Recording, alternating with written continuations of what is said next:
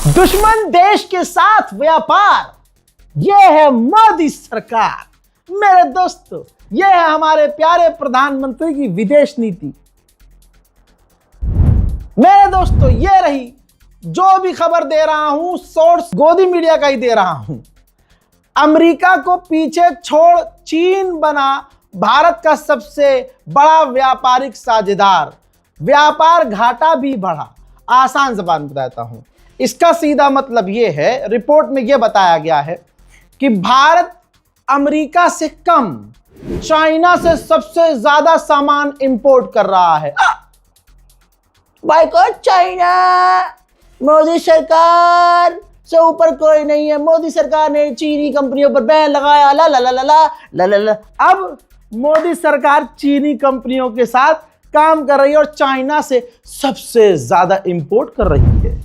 ला ला ला ला ला। Aladdin Aladdin, देखिए तो सही। अरे भाई पढ़िए तो सही। अरे भाई, ये मोदी सरकार की विदेश नीति आपको समझ में क्या? भाई साहब, किसी को समझ में नहीं आ रही है। मामला ये है कि टैरिफ के चलते समय अमेरिका से आयात 15.95% बढ़ाया है, इंपोर्ट बढ़ाया है। यानी मोदी ने अमेरिका से 15.95% इंपोर्ट बढ़ाकर $52.9 अरब पहुंचा दिया है। ठीक है। और पिछले साल चीन को भारत का निर्यात 36.66 से बढ़कर $19.47 अरब हुआ, जबकि आयात 16% से बढ़कर $131.63 अरब रहा। आसान कर देता हूं बच्चों के लिए। भारत सरकार चाइना से ज्यादा सामान इंपोर्ट कर रही है। अमेरिका से ज्यादा सामान हम चाइना से एक्सपोर्ट कर रहे हैं। कई यानी 16%, 1 गुना, 2 गुना, 3 गुना, 4 गुना नहीं, 16 गुना ज्यादा चाइना से हम सामान इंपोर्ट कर रहे हैं। नुकसान ऊपर से यह है कि हम चाइना को सामान एक्सपोर्ट कम कर रहे हैं। एक्सपोर्ट मतलब दे कम रहे हैं और ले ज्यादा रहे हैं। मोदी मोदी मोदी है तो मुमकिन है। सलाम, नमस्ते, सत श्री अकाल। मैं हूं रजा और आप देख रहे हैं रजाग्राफी की सबसे खास रिपोर्ट, अंतरराष्ट्रीय प्राइम टाइम रिपोर्ट। पूरी दुनिया की तमाम बड़ी खबर आसान और सिंपल भाषा में आपके सामने। चैनल को सब्सक्राइब जरूर कीजिएगा। अब ये तो गोदी मीडिया की ही रिपोर्ट में छाप दिया गया है और मोदी सरकार का ये चेहरा क्लियर सामने है कि मोदी सरकार चाइना से भर भर कर सामान इंपोर्ट कर रही है, जबकि चाइना हमारा दुश्मन है। चाइना ने पाकिस्तान की ऑपरेशन सिंदूर में मदद की है। चाइनीज डिफेंस सिस्टम और चाइनीज हथियार, चाइनीज फाइटर जेट पाकिस्तान इस्तेमाल कर रहा है। लेकिन मोदी मोदी मोदी है तो मुमकिन है। ला ला। देख रहे हो, दुश्मन से सामान भी खरीद रहे हैं। और यहां तक कि हमारा खुद का अरुणाचल प्रदेश, चाइना पिछले कई साल से उस पर हमला कर रहा है, ज़बानी वार कर रहा है। अब रिपोर्ट आपके सामने। जांगनांग चीन का क्षेत्र, यह चाइना ने कहा है। भारत के तथाकथित अरुणाचल प्रदेश को कभी मान्यता नहीं दी, यह चीन ने जहर उगला है। चाइना ने कहा कि अरुणाचल प्रदेश हमारा है। 23 जगहों के नाम हमने चेंज किए हैं और अक्सर हम चेंज करते रहते हैं। कोई आंडू पांडू नेता होता तो बात अलग होती। चीन के विदेश मंत्रालय के प्रवक्ता ने जहर उगला है।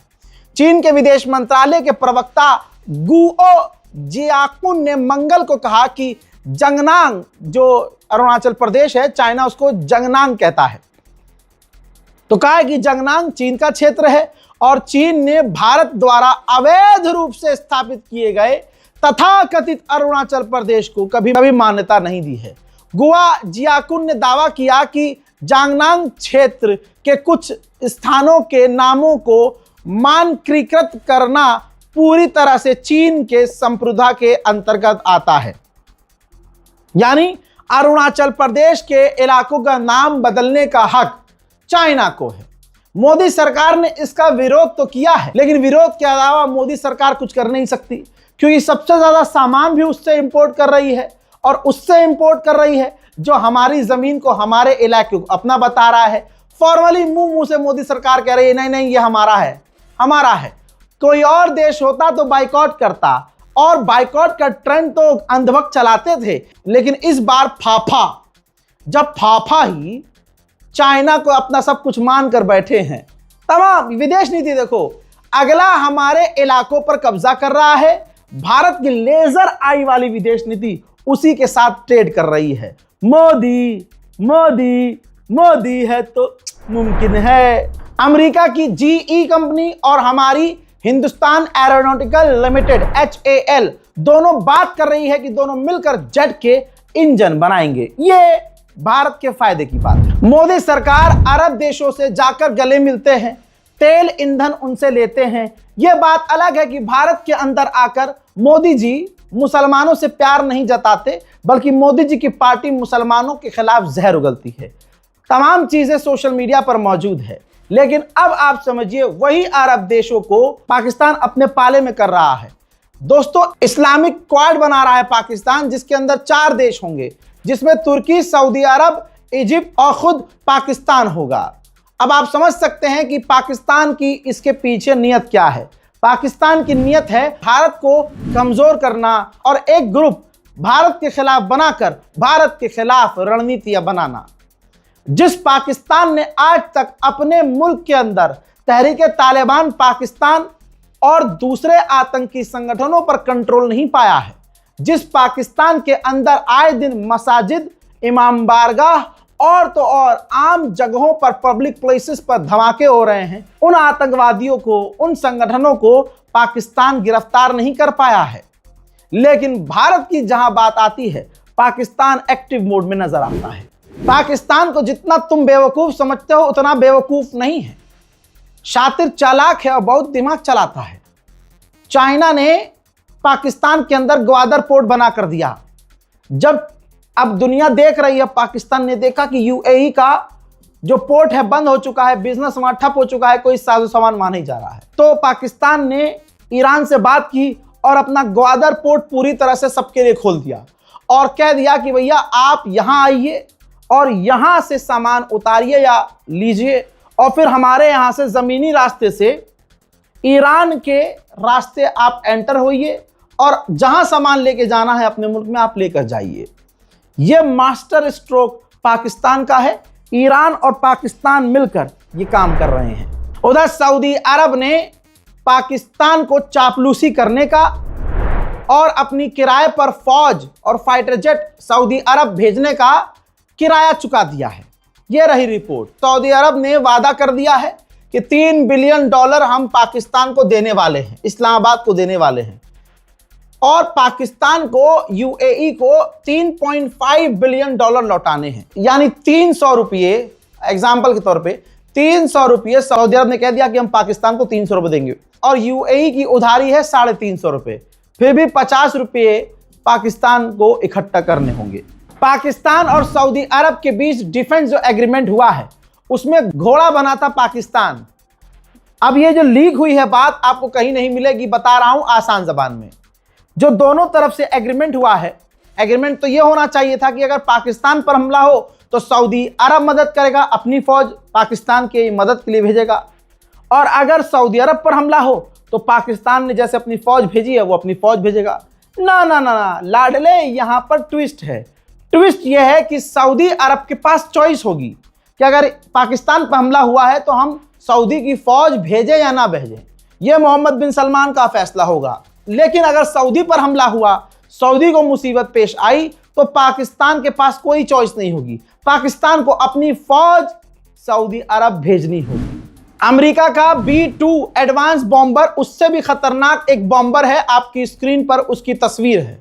B-21 राइडर बॉम्बर, उसकी टेस्टिंग हो रही है, रिफ्यूल करके चेक किया जा रहा है, उड़ाया जा रहा है, लैंड करवाया जा रहा है, कलाबाजियां खिलवाई जा रही हैं।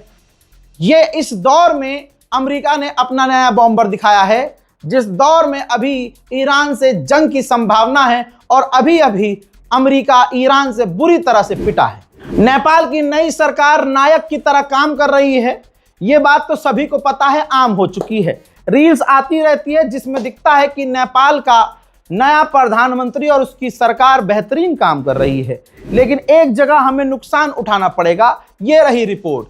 भाई साहब, चाइना सपोर्टर है नेपाल की सरकार। नेपाल की सरकार ने चाइनीज डेलीगेशन से मुलाकात करने के बाद, चीनी राजदूत से मिलने के बाद साफ कहा कि हम वन चाइना वन पॉलिसी को सपोर्ट करते हैं और नेपाल की जमीन का इस्तेमाल चीन के खिलाफ कभी होने नहीं देंगे और ताइवान और तिब्बत के मामलों से हम दूर रहेंगे। यह वादा भी नेपाल की सरकार ने चीन से कर लिया है। उधर नेपाल की नई बालेन सरकार ने भैया बल्ले बल्ले करते हुए खुद को भारत से टकराने से और चीन से टकराने से दूर कर लिया है। नव भारत टाइम्स की रिपोर्ट है, टाइटल से आप समझ जाइएगा। नेपाल की नई विदेश नीति का ऐलान, भारत और चीन को लेकर पीएम बालेन शाह का बड़ा फैसला। जो भारत और चाइना की फौज है उनसे दूर रहेगी नेपाल की सरकार। नेपाल की सरकार पंगे नहीं लेगी हमारी फौज से। हाँ, भारत का पूरा रौला है और चाइना के साथ भाई साहब संबंध बढ़िया बनाने हैं नेपाल को, तो भाई क्यों पंगा लेना। और एक फेक न्यूज यहां पकड़ लूं भाई, इंस्टाग्राम पर हर आदमी इस ईरान और अमेरिका वॉर में पत्रकार बन गया था। उसी बीच में फेक न्यूज ये चलाई गई कि अब नेपाल भी भारतीयों से पासपोर्ट लेगा। अब आप बॉर्डर क्रॉस नहीं कर सकते, गिरफ्तार कर लिया जाएगा, जेल में डाल दिया जाएगा। ऐसा कुछ नहीं है, ये फेक न्यूज है। यूनाइटेड नेशन ने ऐलान किया है, यूएन संयुक्त राष्ट्र ने कहा है कि नॉर्थ कोरिया अपने यूरेनियम को भारी मात्रा में बढ़ा रहा है। उसने परमाणु हथियार बढ़ा लिए हैं, लेकिन गुलाबी सुअर की औकात नहीं है कि नॉर्थ कोरिया को कुछ कह के दिखाए, क्योंकि नॉर्थ कोरिया पहले मिसाइल दागेगा, फिर कहेगा दूलन ट्रम्प कुछ कहे तो का सोमा का छला का पोछा छुम गए सोमा का जा पू पू पू पू। उधर चाइना की चालाकी और चतुराई और ताकत देखिएगा कि साउथ चाइना सी के अंदर विवादित इलाके में कोई और देश न घुसे, वो पूरा बैरिकेड कर रहा है। यह बात आज बता रहा हूं मैं आपको, गोदी मीडिया 1 महीने बाद बताएगा, लिख के ले लो। रॉयटर्स में, दुनिया के सबसे बड़े अखबार में यह खबर छप चुकी है कि चाइना एक मतलब साउथ चाइना सी के अंदर अपना चलता फिरता आइलैंड बना रहा है, आर्टिफिशियल आइलैंड।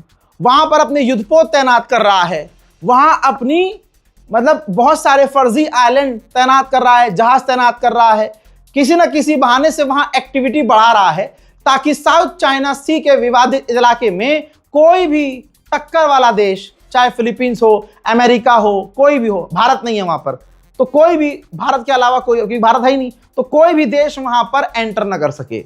चीन की चालाकी। मेरे दोस्तों, इंडोनेशिया एक मुस्लिम देश है, बहुत अच्छी खासी आबादी है। इसने भी पैसे की लालच में अपने जमीर को बेचकर डोनाल्ड ट्रंप से, अमेरिका से डील कर ली है। आसान भाषा में समझिए कि अब इंडोनेशिया के इलाकों में अमेरिका की फौज के जहाज जा सकते हैं। आसान कर देता हूं, दैनिक भास्कर का प्रूफ है। हॉर्मूज के बाद अब ट्रंप की मलक्का स्ट्रेट पर नजर जो इंडोनेशिया की है। इंडोनेशिया से रक्षा डील कर ली है। अमेरिकी सैन्य विमानों को इंडोनेशियाई इलाकों में जाने की इजाजत मिल गई है। यह सीधा सीधा मुस्लिम देशों को, खासकर ईरान को, इंडोनेशिया का धोखा है। इस मुल्क की बात नहीं है, बात है पूरी दुनिया की। पूरी दुनिया में भाई शांति अमन है ही नहीं। लगता है 6.5 फुट की ही जमीन में, उस गड्ढे में जिसे कब्र कहते हैं, उसी में ही सुकून मिलेगा। पूरी दुनिया में अफरा तफरी का माहौल है। तुर्की में एक पूर्व छात्र ने, पूर्व छात्र का मतलब नहीं है बड़ा हो गया था, 13 साल के लड़के ने अपने स्कूल में जहां वो पहले पढ़ता था वहां घुसा, गोलीबारी की। उस गोलीबारी में 9 लोगों की मौत हुई। बाद में हमलावर ने, उस बच्चे ने खुद को भी गोली मारी। 2 दिन में दूसरी स्कूल में शूटिंग हुई है। बताइए दुनिया में कहां अमन शांति है भाई, हर जगह अफरा तफरी है। अभी ये क्लियर नहीं हुआ है कि उसने ऐसा क्यों किया। ब्रिटेन की मीडिया ने बड़ा खुलासा किया है और ब्रिटेन की इंटेलिजेंस के द्वारा यह खुलासा हुआ है। ऐसी बातें पहले भी आती रही हैं, लेकिन अब इस दुनिया में देखना क्या ही रह गया है भाई। अंतरिक्ष भी अब साफ सुथरा नहीं रह गया है। खुलासा ब्रिटेन की मीडिया ने किया है कि रशिया तैयारी कर रहा है अंतरिक्ष में परमाणु हथियार तैनात करने की। अरे भाई वहां तो छोड़ दो कम से कम। अब एक तरफ ईरान है जो कोई डील नहीं माना, कोई बात नहीं माना अमेरिका की। एक तरफ वेनेजुएला है।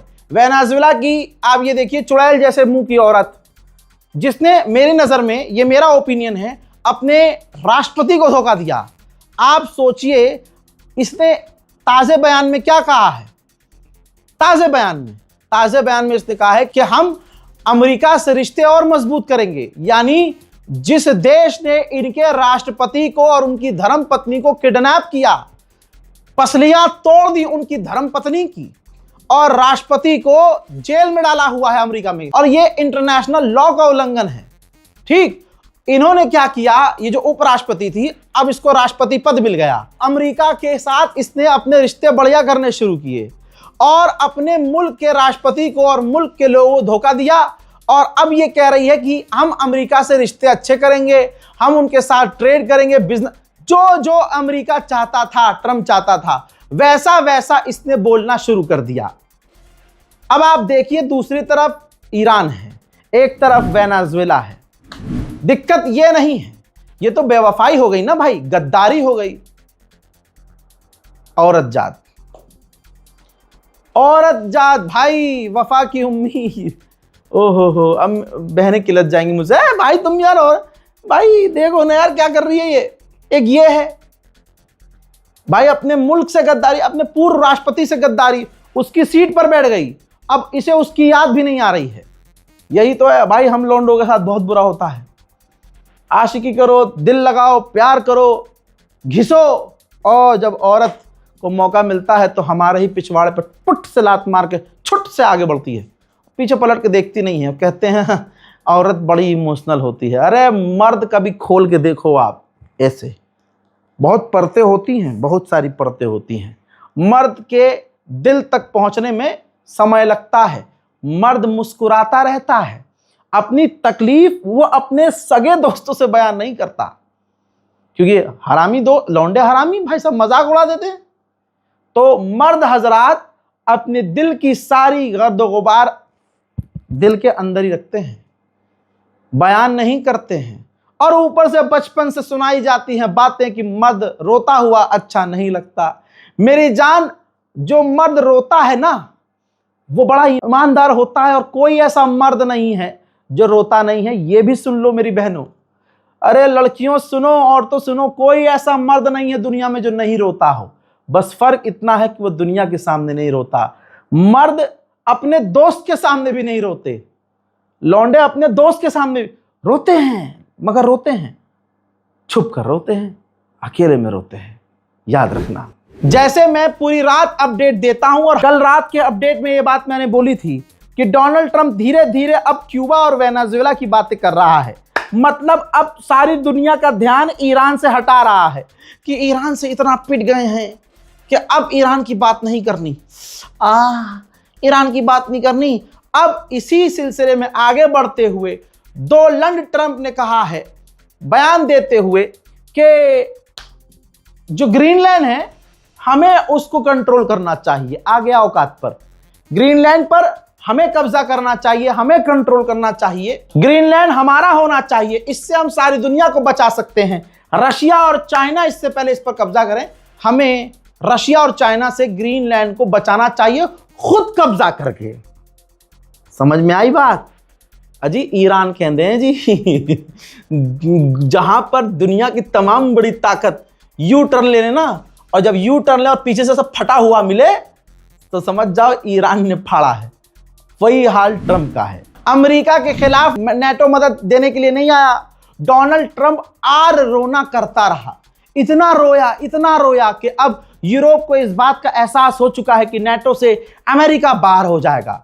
तो अब यूरोपीय यूनियन तैयारी कर रहा है कि अमेरिका अगर नेटो से बाहर हो जाए तो नेटो को किस तरह से बांध कर रखना है और कैसे मजबूत रखना है। कहते हैं जो इंसान दूसरों का नुकसान चाहता है, दूसरों के लिए गड्ढा खोदता है, वो उसी में गिर जाता है।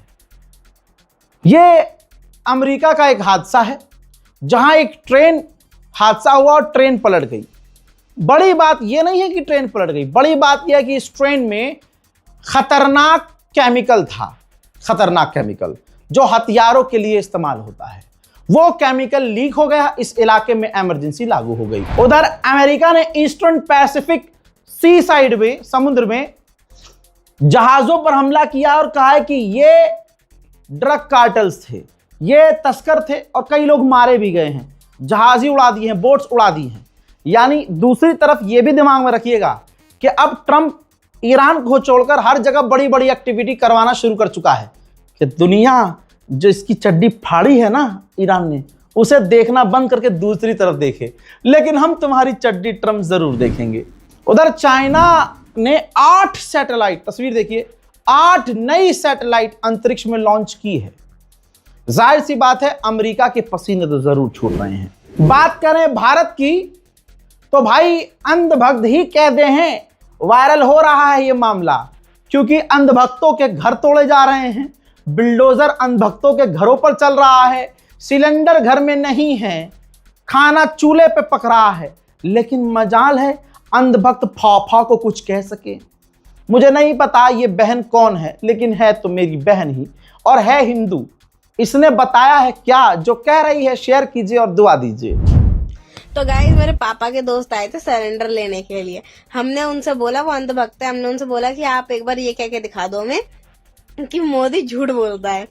उनके घर में 2 दिन से चूल्हे में खाना बन रहा है और लाइन में लगे हैं उनके लड़के, लेकिन उनके मुंह से ये नहीं बोला गया कि मोदी झूठ बोलता है।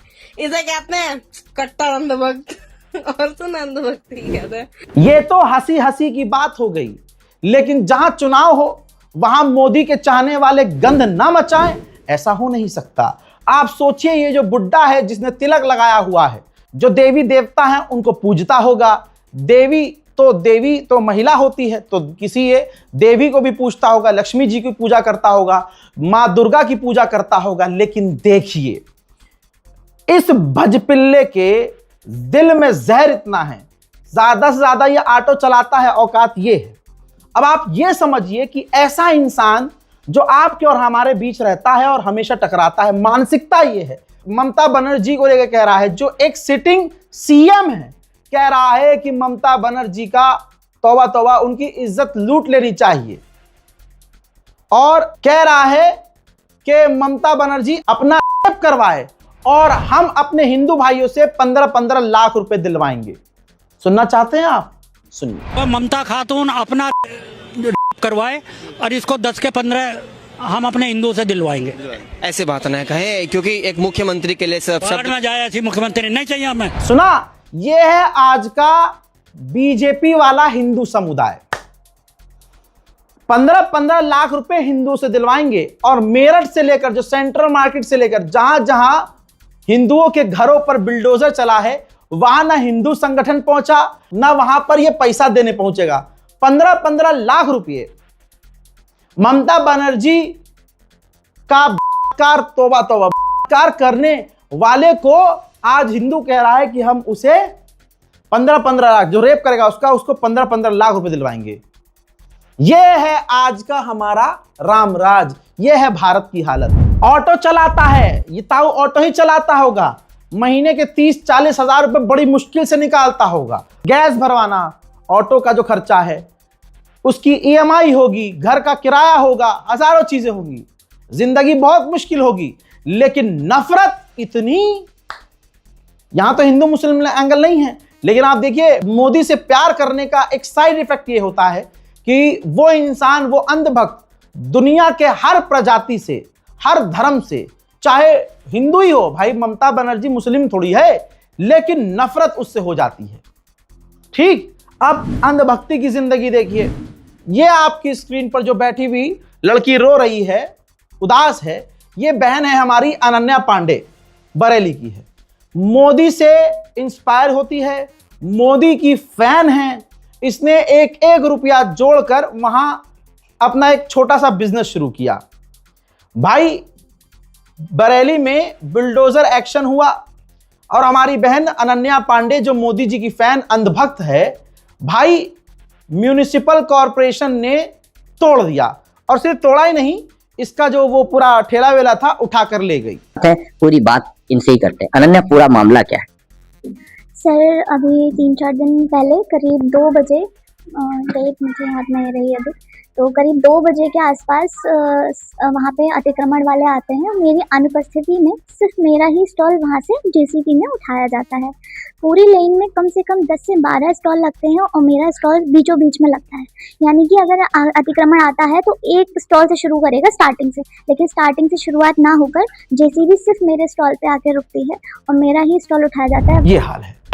तो आज जितने भी मोदी भक्त हैं, सबको बढ़िया ट्रीटमेंट मिल रहा है और मोदी जी इसमें कुछ कर थोड़ी ना, मोदी जी का कोई गुनाह नहीं है इसमें। मैं क्लियर बोल रहा हूं, जो हो रहा है कोर्ट के आदेश के। जब मुसलमानों का घर टूटता है और ये ताली बजाते हैं तो ये साथ में एक बात कहते हैं, मोदी और योगी का क्या इसमें काम है भाई?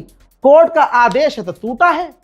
अभी भी हम वही बात बोलेंगे, कोर्ट का आदेश है तो टूटा है।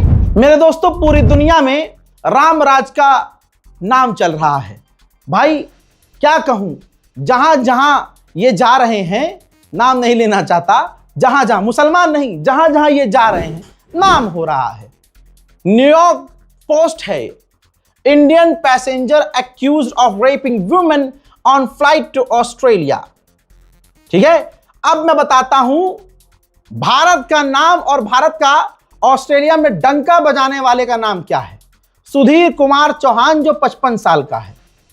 जी हां, ये जहाज के अंदर एक महिला के साथ जबरदस्ती, समझ रहे हो आप, उसकी इज्जत लूट लेता है।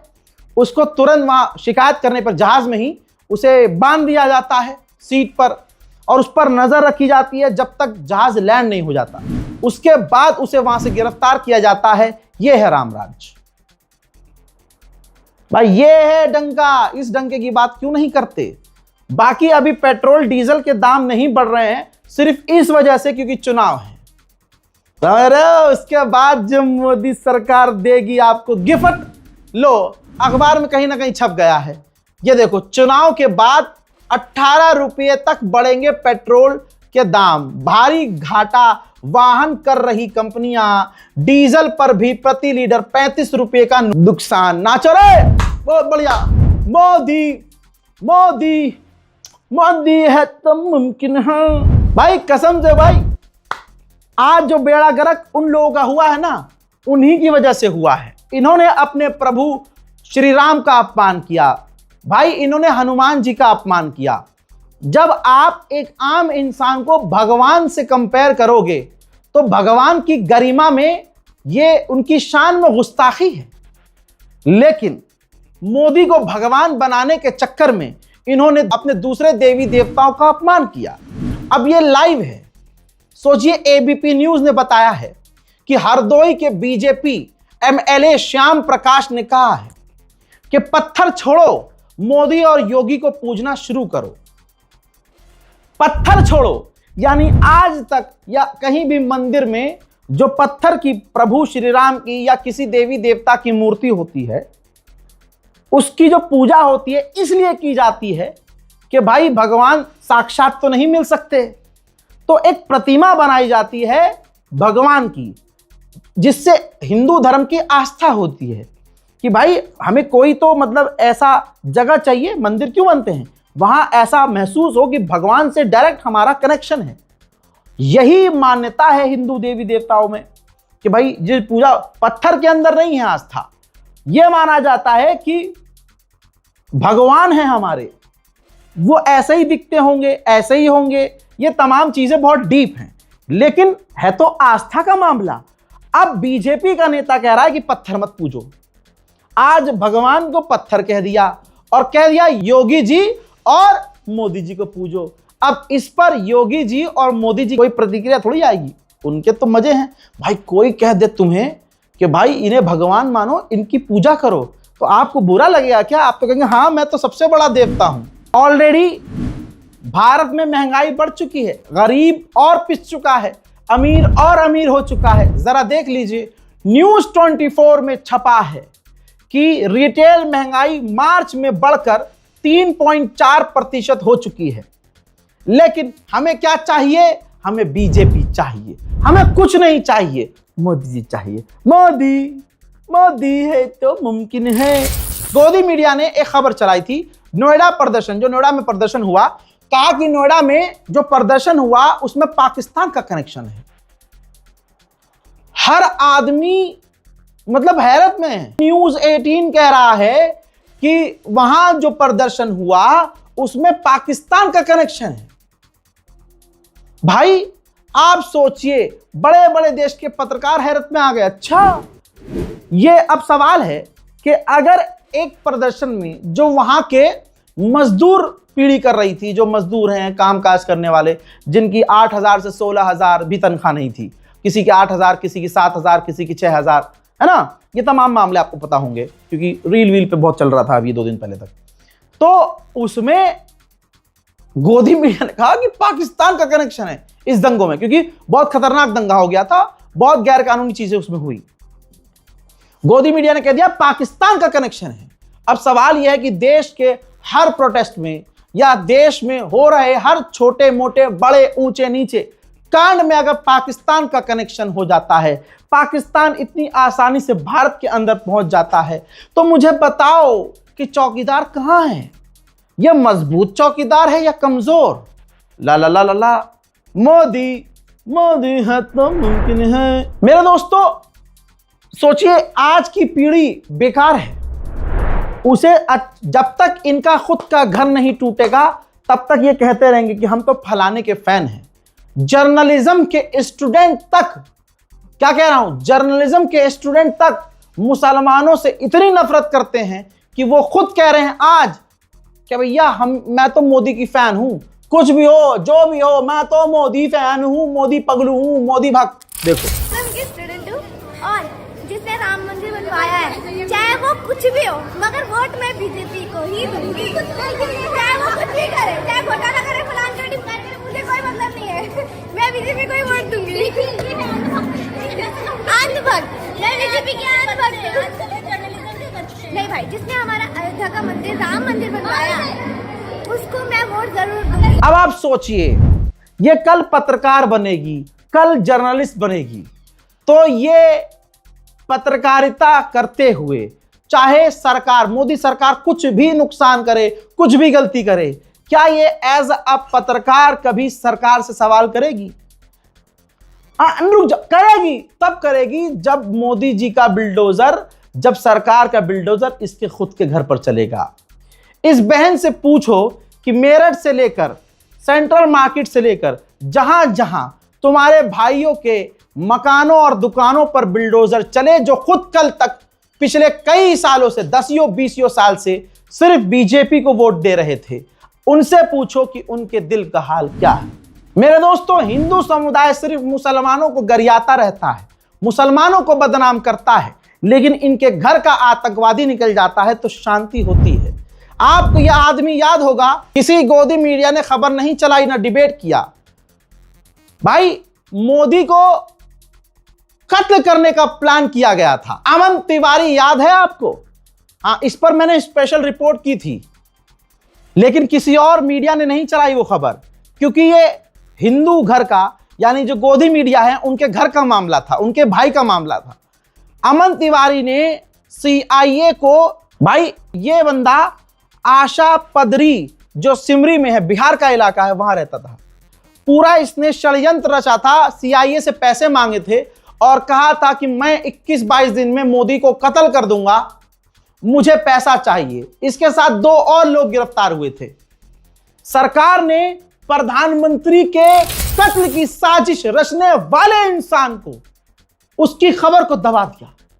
गोदी मीडिया का कोई ये एंकर नहीं बोला, क्योंकि ये तिवारी था, ऊंची जात का था और इनके घर का मामला था। सब खामोश रहे, सब खामोश।